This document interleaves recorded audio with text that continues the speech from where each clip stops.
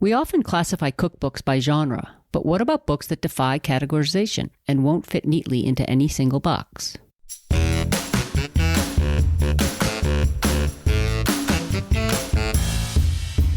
Welcome to Everything Cookbooks, the podcast for writers, readers, and cooks. This is Molly Stevens, and I'm here with Kristin Donnelly. Hey, Kristin. Hey. If I say chef cookbook to you, what comes to mind?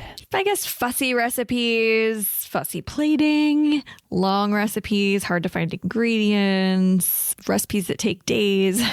Right. Lots of sub-recipes. Totally. Yeah. You're just like looking all over the book, to make one dish. They have really fallen out of favor somewhat. We're not seeing them. I mean, they had a heyday. Yeah. Decades ago. We're not seeing as many of them, that's for sure. Yeah, especially, I guess, if they tie to a restaurant. Yeah. Just doesn't seem to be the thing anymore. Yeah, so then what's a chef to do? A chef wants to write a cookbook because they've got a cookbook in them, but restaurant books aren't really a thing anymore. So, well, we have someone today who seems to have done it, right?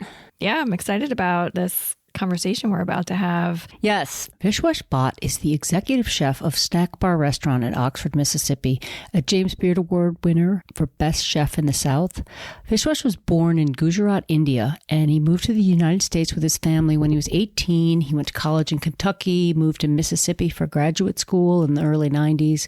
He ended up dropping out of graduate school to pursue his love of cooking, and now, 30 years later, Vish has published his first cookbook. It's entitled, I Am From Here, Stories and Recipes from a Southern Chef.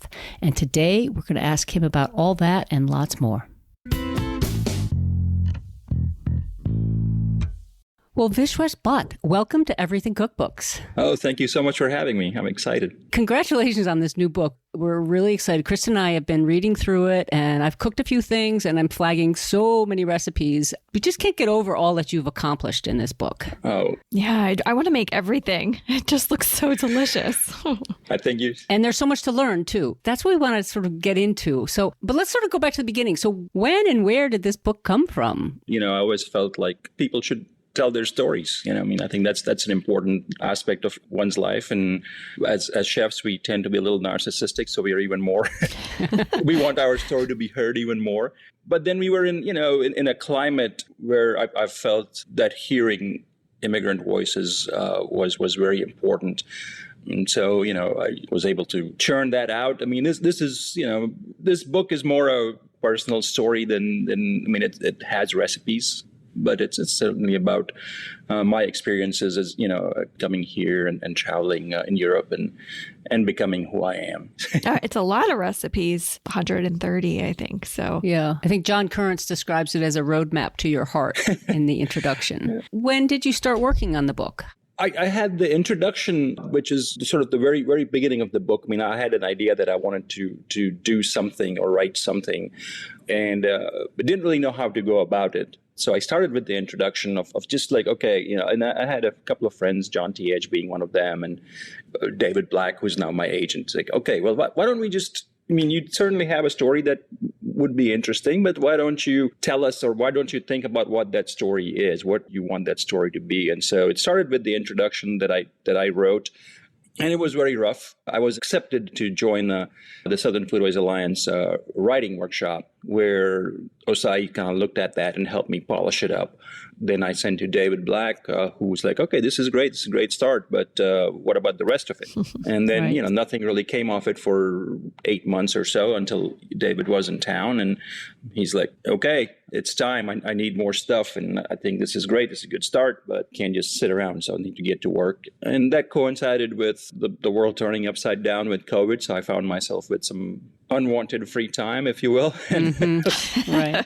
I started writing and decided that it was going to be, sort of a personal journey. And then it just kind of started flowing. The SFA, Southern Foodways Writing Workshop, you have to submit something to be accepted. Correct. So your introduction was your submittal? Correct. And then it became your proposal, really, the bones of the proposal? Correct. So, and then it is, the way it is in the book is pretty much how it ended up being, maybe a couple of lines taken out. Mm-hmm. That's really interesting, because sometimes people save the introduction for very last, but for you, it was how it began. And you did do a full proposal after that? Yes. I mean, because David's like, well, this is great, but I also need, what is it that you want to write about? I need some sample recipes. I need some head notes. So I did about, I think 12 or 15 recipes, as the book does ran the gamut of something very typically Southern to something very Indian and some things in between. Then I fell in the right hands with folks at Norton. Melanie was great. 2 years later, we had a book. A beautiful book. It's interesting that you say, I think you said 12 to 15 sample recipes, which sometimes we'll talk to authors who only do a few, but that makes so much sense with this book because it's not any one genre. This is not a chef book. This is not a Southern book. This is not an Indian book. This is a very personal book. It is. And so I can imagine that to show that diversity of recipes that you were going to provide required at least a dozen. Yeah. That again, that's where somebody like David Black, who clearly knows what he's doing, came in was very helpful because he's like, we need to tell people who you are and what sets you apart. I mean, there are lots of chefs in the South doing lots of wonderful works. I mean, why is this something anybody wants to read? Tell me why. You show me why, and then I can. If I'm not convinced, then I can't go convince anybody else. I kind of love that tough love from the agent. Sometimes people don't realize how hard it is to write a book and write a book proposal. And I feel like that tough love from an agent can be really helpful, even though it's hard. Yes. Yeah. You have a co-author on this book, Sarah Camp Millam. When did she come into the process? She came in about 2 or 3 months in because as I was writing, I don't really know how to write. I mean, I have lots of ideas and I put them down on paper and they sound great to me, but it was difficult for Melanie and David to sort of like work through that jumble. So there's a lot of information here. A lot of it is sort of superfluous to what you're trying to tell us, and so you clearly need some help with polishing this up. So would you be opposed to working with somebody? And I said, no, not at all. And so then Sarah came in. She lives in town. We're friends. It was fun working with her because the way it worked for us was we'd work chapter by chapter. I would write something down, send her 6 or 8 or 10 head notes on Monday. She would email me back with some suggestions on Wednesday. I would tweak them. Then we would meet on a Saturday or Sunday and sit face to face with my tweaks and with her notes. And then we would go back and forth. And she would say, hey, is this what you're trying to say? Yes, it is. Okay, can we say it in fewer words? This is more compact? Can we, look at this punctuation? Does this work for you? And I would say yes. So then we would take that, tighten it up, and say it was a great, because she's also an editor. I was really fortunate to have 2 editors who are helping along with the process. Sounds like such an organized process. And I do some co-writing myself, and it's like so rarely that organized. I'm sort of jealous. I mean, the good thing was I knew exactly what I wanted to write and what I wanted to say with each head note. And once we had decided that the chapters were going to be broken down by ingredients, I knew what I wanted to say about those ingredients. So the hard part was, first narrowing down 8, 9, 10 recipes for each chapter because, every ingredient could have so many more. Once that was narrowed down, which was the biggest hurdle for me, the rest of it became easier as time went on. Can we talk about those chapters? Because it's really interesting to me, and it's so unique. Well, other books do this, but they're organized by ingredient. Yes. Rice, peas and beans, what you call legumes, okra, tomatoes, eggplant, corn, potatoes, peanuts, greens, shrimp, catfish, chicken, pork, and lamb. I just list those because that's a very specific group of ingredients. Yeah. And we're curious, when and where did that organization come from? Because it works so beautifully. Yeah, so it came with the notion I had, and for a long time I've had this notion living in the South and working in the South, is that we have a lot of things, a lot of ingredients in common, especially with India where I grew up, for Western India where I grew up. And so I wanted to make that connection. It's like, here are ingredients that are common to both places and some other places as well. I mean, because they traveled, some of these ingredients traveled from Africa, some from other places, and they landed up here and in India. And so this idea that food connects, I wanted to make sure that the ingredients we were using were ingredients that were very Southern, but also at the same time, stuff that I had grown up with, so I could make that connection. Yeah. The opening to the rice chapter where you say the story of rice is the story of human civilization. Mm-hmm. I mean, the ambition of it, but it's, I struggle to talk about this book because it's so vast, but yet it's so personal. It is. And the rice chapter was probably the hardest one to write because there is so much, to tell about rice and about humanity. And this is not a book like that. I mean, this is, essentially just sort of my personal scribblings, if you will. And so, but you couldn't write a cookbook about the South by a person who grew up in India without talking about rice. Probably the hardest chapter header to write. Yeah, the headers as well as the headnotes, they're very rich with information. And we've said a lot of personal storytelling, but there is a lot of history and cultural anthropology, recipe origins, cooking tips. So, what was that process for you? I think most of it came from being in a kitchen, because we live in a small college town. Most of my kitchen staff over the years has been college kids who are working in a kitchen as sort of a job while they're in college before they go become an accountant or whatever it is they're going to do. And so when they come in, their passion for food is not where mine is. And so it's a teaching process. And so I write recipes because, even at work, the recipes have to make sense to the folks, like, why am I making this? Just show me what to do. And so I have to write recipes that are meant to teach because, if these guys are with me for a couple of years, they're dialed in, but that's not their primary focus. And so I figured that's how everybody reads a recipe. You have to give some background as to why that recipe and what it means. And I think they turned out pretty good. Yeah. And there's so much. I learned so much, obviously about you and your background, but like they think about that rice chapter, and the story of rice is not an easy story, as you said. And it's a very complicated thing. And yet you have a book that's still a very joyful book. So you managed to tell some complicated stories and still keep it about food. And you mentioned earlier that once you came up with the structure of the book, then it was a matter of coming up with 8 to 10 recipes per chapter type thing. But then choosing those recipes, because they're clearly not like a lot of chef books, they mostly come from or are inspired by what you cook at Snack Bar. These don't all come from the restaurant. No. There are a lot that your mother cooked from your travels. They're from, you and your wife entertain, have a supper club. And where'd they all come from? Well, some of them, come from memory. Some I have notes. I should be more organized, and I should have a notebook. And that's what I tell a lot of young people who really want to cook. Like, please don't do what I've done all these years. Keep records and they'll come in very handy when you need them. But no, from the very beginning, I wanted a cookbook that was about cooking at home and feeding people at home. Again, we were in a place politically, and then we still are, where, all the doors were being shut to everybody, and just really sort of have drawn this line that separates us. And that as somebody who's an immigrant is scary, as well as sort of it bothers me that this country that I love and has become my home is headed in that direction. And one way I find joy is to have people around, have friends and family around and eat.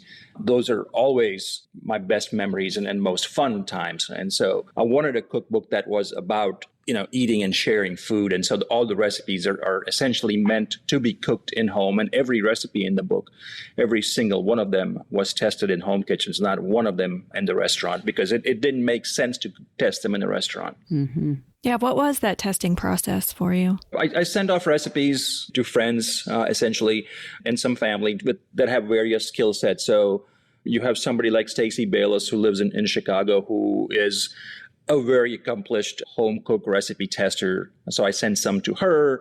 My neighbors did some recipe testing. I sent a few recipes to my nephew, who lives in New York in a small apartment with, what qualifies as a New York kitchen.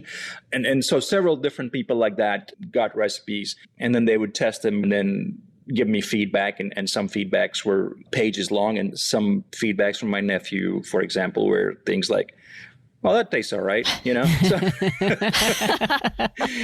Yeah. So we did that, and then had my wife test the recipes as well at home, because I knew that if I cooked them, I would cheat. Not intentionally, but it happens because I do this every day, and it becomes sort of second nature to like, I can use a little more salt, or, and then so it doesn't, then the recipe is no longer the recipe. And then once that was all done, and all the testing was done, we did 2 sessions of photography, 1 week at our home in Oxford. So we cooked 7 days, 6 to 10 recipes every day, and I cooked them. What I did with those is I had a couple of folks from the restaurant come in and mise everything out, put everything else away so I couldn't reach for it. And so I had to cook it with what was in front of me.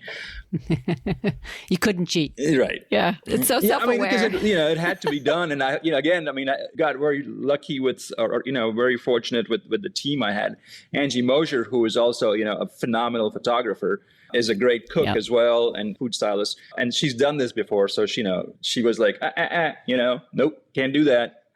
That's not in your notes. Wow, that's great. Because sometimes stylists even will take those liberties, you know? So you didn't have a separate stylist other than you and Angie, the photographer? Correct. It was just Angie and I in my kitchen. Yeah. We have a kitchen, and then we have this bay window that has a lot of natural light that comes in, and so she set up a table there, and everything was 95% of all recipes were shot in natural light as they were cooked. Yeah, they're beautiful. And we were talking about how much we love the design of the chapters, the cutout where the ingredients, the dish shows through. Design-wise, I'm sure it was a challenging book, too, because there is so much text. Yes. And again, I mean, all the credit for that goes to Melanie and the design team at Norton, because once I sent everything in and, I felt like, okay, my job is done. Why isn't the book ready in a week? I've slept for 2 years now, give me something. And, of course, it took a while, and I was getting impatient. And so when that first digital version landed in my email, I cried. Oh,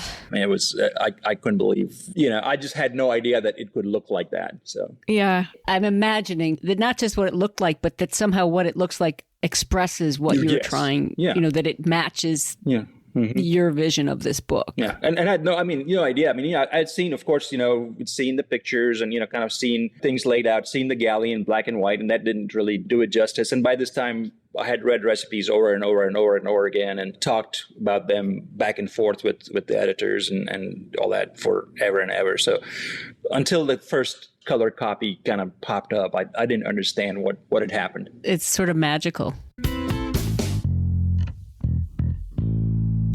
Did you start with that title, like from the very beginning? Yes. And again, that had a lot to do with everything that's going on around us. Mm-hmm. But for someone like me, I get asked, and this is, neither here nor there, but I get asked by some food media people to submit recipes and stuff. And inevitably there are recipes that have some sort of an Indian tilt, which I don't mind. But, it's really hard for me to explain to people that I don't know how to cook Indian food. I grew up there. I left when I was just out of high school.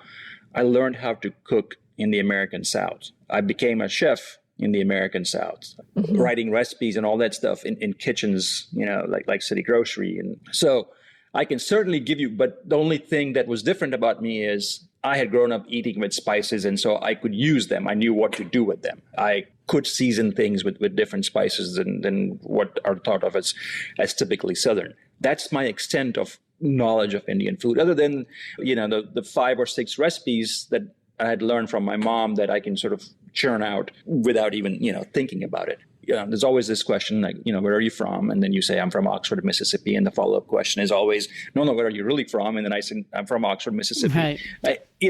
Where are you really from? So there's that part of it. And then the other part of it is this notion that we belong where we are, that we have a place, we have a voice. And it's worth listening to. And of course, I've been given a platform, and I have a platform. Some of it that I've created. Some of it, I'm very fortunate to have friends and colleagues who have given me a voice and sort of pushed me forward. But not everybody has that. And I felt like it would be nice for other folks to see that this is possible. Right. That's beautifully explained, the title. And it just goes to show how 4 words, I am from here, 4 very simple words, tell so much. I mean, I can't imagine a better title for the book.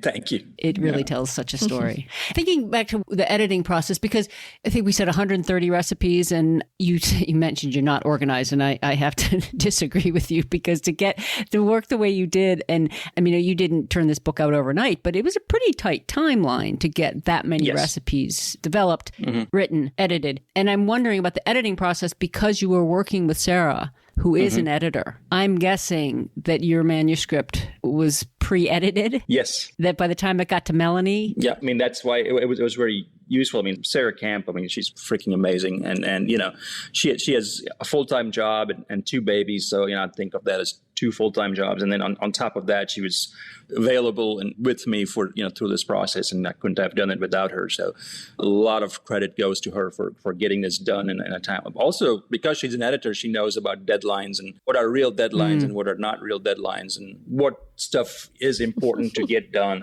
So that was very useful as well, because, she would say, okay, some of this stuff, you're sort of spinning your wheels. We can set that aside, but this information needs to be done right now. You have until 8 a.m. tomorrow morning. I need to see it. And some she would say, okay, you can take a week. And that was very, very helpful. And you're still cooking Yes. Snack Bar too. You're still chefing during this whole process as well. So you also have a very full-time job. There's so many recipes I want to talk about and that I flagged. Corn and collard green fritters. If I'm not mistaken, it's sort of a hush puppy-like. Yeah, it's like a cross between a hush puppy and a pakora, if you will. Yeah, I like corn in my hush puppy. You know, some people don't, and I like fresh corn in my hush puppy because some people do that.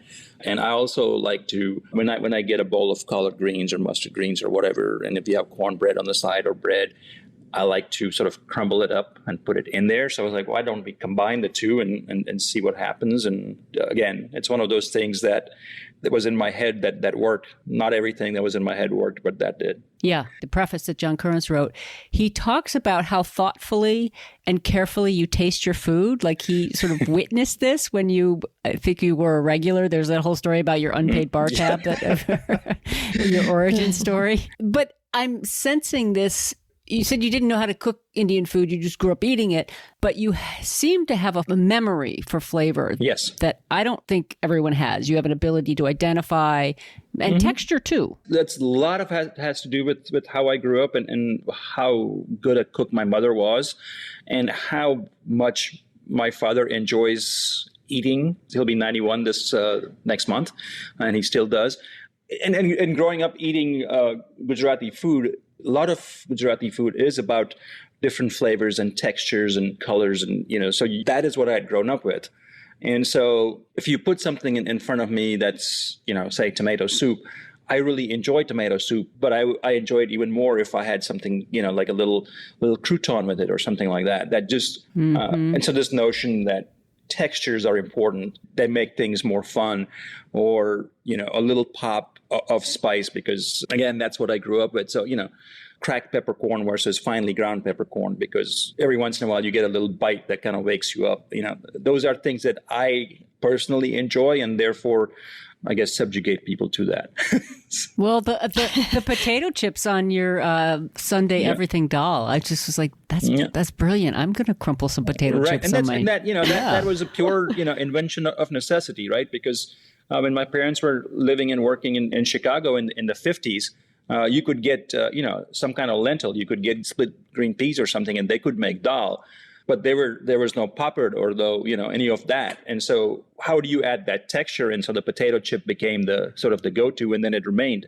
Is that something that your family would talk about? No, it was understood. I mean, it might have been mentioned a couple of times. And of course, when we were back in India, we would still, Dad would still use potato chips, because at that point, it was just something he did, and that became his thing. That set his dal apart from anybody else's dal. And so that was, he took pride in it. Oh, this is mine. This is how you do it. Yeah. It just makes me think about my own daughter. Like, what is she picking up, and... Yeah. Well, that thoughtfulness around it, and the ceremony around the table, and the attention, the appreciation. Yes. Very much so. And sometimes it was just, as I said, sometimes it would be just dal and rice. But even that, you didn't just say, oh, it's just dal and rice. I mean, it became like this big special Sunday thing, right? Well, a lot of people would have this big elaborate Sunday meals. Mine was rice and dal with potato chips, and I loved every bit of it. Since there is so much history in the book, I'm wondering if any of the recipes started with wanting to tell a story of a dish and then developing the dish for that? Or was it always like it starts with what you wanted to cook first and then... A combination. I mean, as I said earlier, I mean, to me, things already have a story, right? I mean, the reason I wanted to write the book is because there is a story that food connects. I mean, that food is not stagnant, and that people are not stagnant. And so the notion that Southern food or Indian food or any other food needs to be just one way is just nonsense, because it has never been that way. It's constantly evolving as people come and people go, and new ingredients show up. When people weren't there, ingredients were still showing up. That it doesn't belong to any... Correct. It's meant to be shared both at the table and in the kitchen by the cooks. Yeah, that's how I started. And then that's my, very firm belief that food is meant to be shared. And so then you look at the ingredients, and each ingredient had a story already. I mean, if you just talk about tomatoes or okra, which is my favorite, it's a very long history of a very simple thing, a very simple part of what it meant to people. So the history is already there. And while I'm not a scholar and I can't really write to the history of any of the ingredients, I wanted to make sure that there was at least that mention that, this is important and why it is important. You say how you grew up thinking that okra was native to where you grew up because it was so prevalent. And then you get to the South and actually it's not native to either place, but both places still cooks it and claims it. Claims it. Yeah. You know, I think about, Kristin, your question to me, like the jambalaya recipe. In the head note, you talk about that anybody who studies food history knows that food origin stories can rarely, if ever, be trusted. And so it exists because it's a good jambalaya recipe and it's one you love and you make. But you also make that story that it's descended from paella. Correct. Is not the whole story. It also comes from West African rice dishes. Yes. And again, the thing is, you know, if you're talking about anything that comes out of the American South, you cannot talk about any of the food without the people that cooked it. And for a very long time, we haven't done that, right? So it's happening now, and it's an open discussion. And while most chefs acknowledged, you know, the influence of African Americans on the Southern foodways, it was never done as openly and as loudly as it has been done in the last, you know, decade or so. There were some chefs who were doing it earlier than that. But it's important to tell that story, and not in a negative way, but in a positive way, that, hey, here are people that have contributed to something that is so dear to us, right? Something like gumbo is so meaningful to cuisine of Louisiana. And you can't really, you know, not talk about how it came about. Yeah. In a really nice, positive way. It's like, yeah, I mean, yes, you can't ignore the terrible past, but some really beautiful things came out of it in spite of that. And we have to sort of acknowledge that and talk about it. Yeah. Give credit where credit is due. Yeah. Absolutely. You mentioned Southern chefs, and you have a really hefty biography. I think there's over a dozen books in the back. And you in a lot of your headnotes, you talk about travels, and it seems that you've also connected professionally. Yes. With a lot of the big Southern chefs and who are doing creative things. And it seems like a lot of your inspiration, education, sharing, again, there's this whole sharing thing, comes from that group of individuals as well. Yes. And a lot of credit for that goes to the Southern Foodways Alliance, because it's based in Oxford. So every year when the annual symposium happens, a lot of these folks were coming here, and they were in Oxford for the long weekend, Thursday through Sunday. And they couldn't really get out of town. So they would run into me everywhere. And, and most of them, maybe a couple of exceptions, most of them really enjoyed sharing stories and sharing recipes and having banter. So I've been very fortunate in that sense as well, that I've run into folks that want to share their stories and have allowed me oftentimes to steal their stories and steal their recipes. It's funny because you mentioned you're not a scholar necessarily, but you are in this very scholarly academic place. And then Southern Foodways Alliance is fairly scholarly. So It is.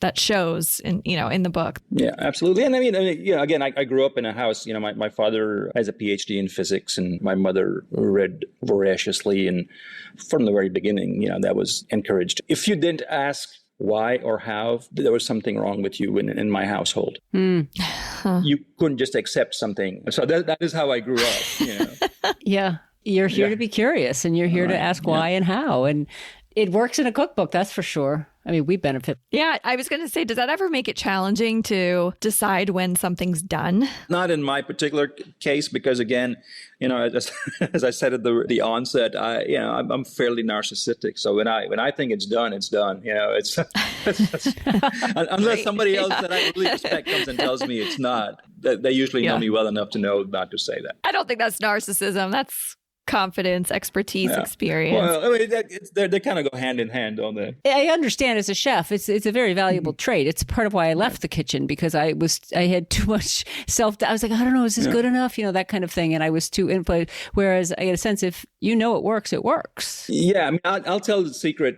My secret is, if I like it, I'll put it on the menu. I mean, I write menus based on what I want to eat. That's how that works. Back to the book, because there are these sections that stood out to me. In the front, there's a lot about pantry staples and even equipment. But I love you give us a shopping list. Not just pantry staples, but here's a shopping list. Mm-hmm. Take this when you go to the Indian market, or you give some online sources as well. But I'm wondering where that idea came from. Credit for that idea goes to Sarah Camp, because she's like, oh, you've got a lot of interesting stuff here, but how are people going to go find this stuff? You have to give them a way to go find this stuff. And so, she's like, okay, where do you go get it?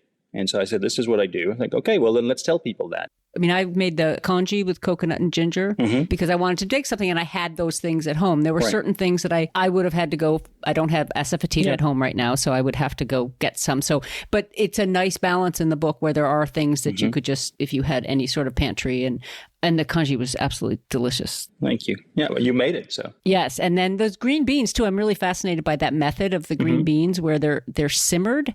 They're like sautéed and simmered, which is a really interesting technique. And not quick cooked, which I love a green bean that's well cooked. I do too. Yes. Yeah, right. And that's another connection between, how we eat green beans in the South and I grew up eating them. They're not completely cooked to a mush, but they're cooked. Yeah. They're not squeaky. Which, I mean, I love those too. I love that French style of squeaky beans, but, you get another layer of flavor when you cook them a little bit longer. And they become so infused with the flavors, which I really like. Right, with the sesame and the ginger in this case. And then the other section I thought was really interesting and somewhat unique is the what should I make? Because you've organized these chapters by these specific ingredients, you can't necessarily open up and see here's the appetizer chapter or here's the main course. So you have 2 pages of it's a recipe finder by occasion. How did that come about?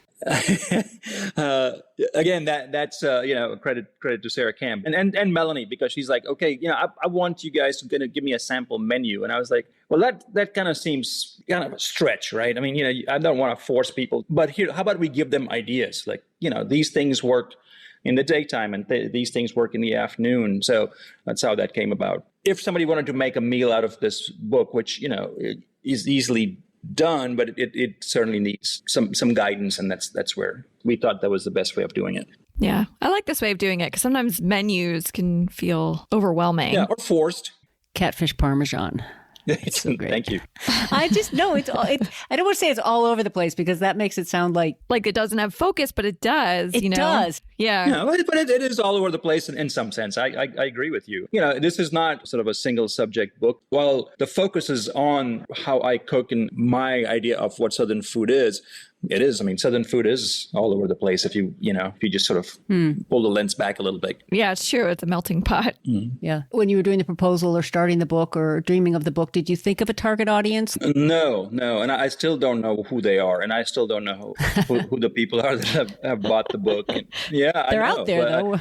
I don't know who they are, and it's every once in a while something will pop up on my Instagram or something like that where, somebody sends a picture of a recipe and it just, it makes me so happy that somebody's actually doing that. I mean, it's fun. What do you hope people get from the book? Oh, that's a tough question. I think the biggest thing I want people to remember is how much fun it is to entertain without getting, too much into, is the china right? Do we have the right napkins and, all that? Just call a couple of friends over and, or neighbors and do something. Don't make it so difficult on yourself, right? I mean, we need these little gatherings. We need to figure out a way to gather around and just talk about what's going on in our lives instead of, this constant fighting we're doing right now. And, maybe turn the television off for a couple of hours and just enjoy a meal or a couple of cocktails with your friends and family. I mean, that's in the end, that's the most fun for me. So that's, I hope that shows and comes through. And hopefully that's how people use the book. That's beautiful. And I love that a lot of the recipes serve 8 to 10 or 6 to 8. And yet you're up front. You say you can have them if you want. You can double them. The fight with Melanie on that was something, because Melanie is a New Yorker through and through. So to her, it's like, who cooks for 8 people? And it's like, every time I cook for 8 people. That makes sense to me. And she's like, these recipes are too big. And so it's like, no, that's how they're going to be. And she's like, but what if I just want to eat for myself? I said, well, that's just sad. Nobody wants to eat by themselves.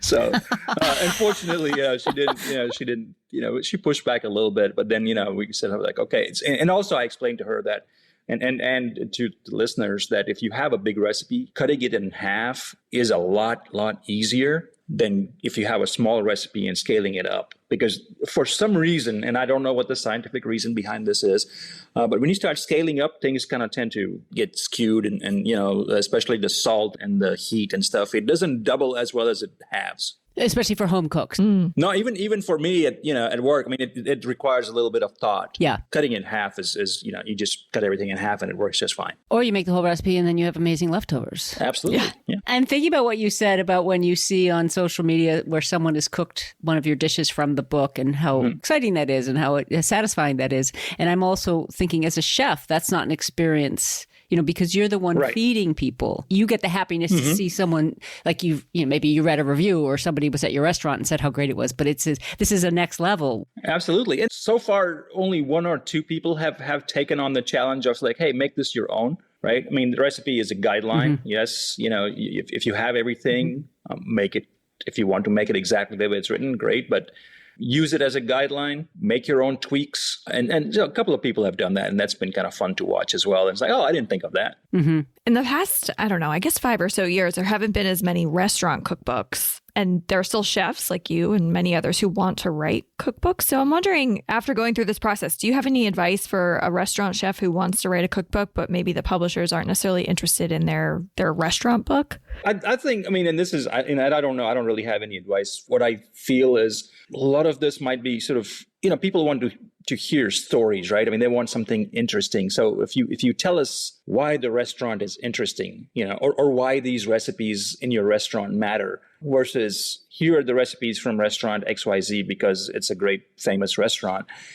I think that doesn't sit, or it's hard to read because people don't have a reference or a context. Unless you have been to the restaurant and you really enjoy the food there, it doesn't make sense. But if you make it fun, if you say, these are the recipes that I love from my restaurant, and these are the stories behind those recipes, and maybe make it more personal, I think that you can do 2 things at the same time. Yeah. Focus on the storytelling. Yeah. And now just to add to that, most chefs think that they don't have a way to tell a story. They don't really have a story. They just cook. And I think that's just patently false. I think if you cook, you have a story to tell. And so, think about it like that. Oh, it's just such a thoughtful book, and we really, really appreciate you taking time to talk to us. Oh, no, thank you. And then now that we've met and talked and seen each other, it's time for you guys to come down south and visit us in Oxford. Come hang out. Let me cook for you at the house. Would love that. Yes, we'd love that. and I mean it. It's an open invitation, you guys. Anytime you want to come down. Vish, thank you so much. We will put ways for everybody to find your restaurant and your book in the show notes. Thanks so much for joining us. Oh, thank you for having me. This was fun. Thank you for listening to Everything Cookbooks. For more episodes and ways to contact us, go to our website, everythingcookbooks.com. The show is available on Apple Podcasts or wherever you get your audio. And if you like what you hear, please leave us a review. Any book mentioned in the show can be found on our affiliate page at bookshop.org. Thank you, as always, to our editor, Abby Circatella. And until next time, keep on writing, reading, and cooking.